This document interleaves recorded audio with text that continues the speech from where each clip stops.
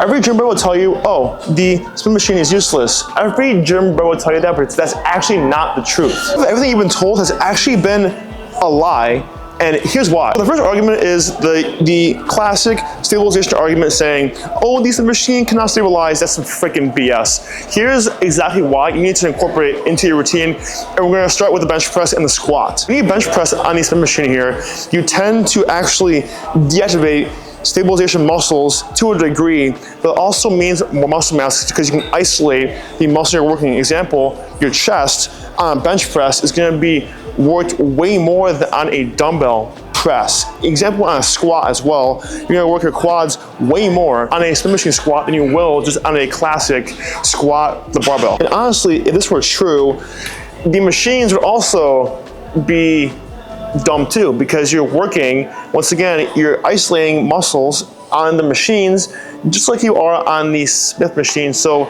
given that info, you'd be false. So that's just a stupid lie. And now the next one is the injury risk, right?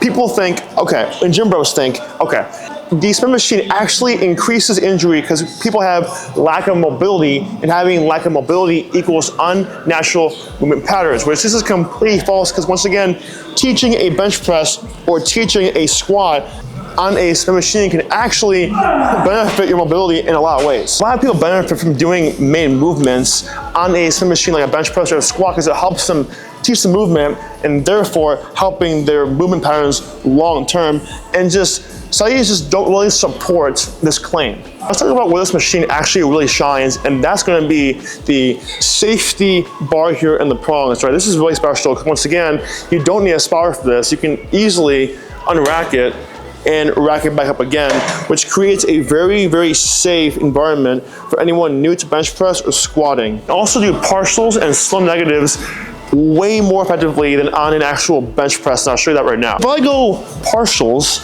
meaning half reps like this, if I fail, I can easily rack this onto the machine. Not only that, we can also do slow negatives a lot easier. Once again, coming down slow, 1, 2, 3, pausing, pushing to the ceiling, or even one-legged exercises a lot more efficiently on this machine. So who should use the spin machine and when should they use it? I would say beginners, first of all, should use this machine only because you need to learn the movements of the bench press and the squat, and also make sure that you are doing everything right.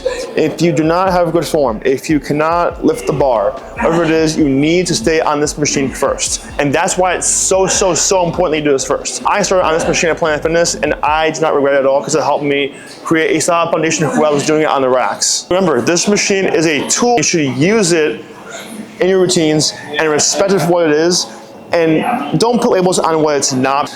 Also, that concludes this video. If y'all did enjoy this video, make sure you subscribe down below. Also, if you guys want to book a call with me down below to see if we're fit for my studio, make sure you do that. But anyways, that's all I got. Now, see you broskies in the next video.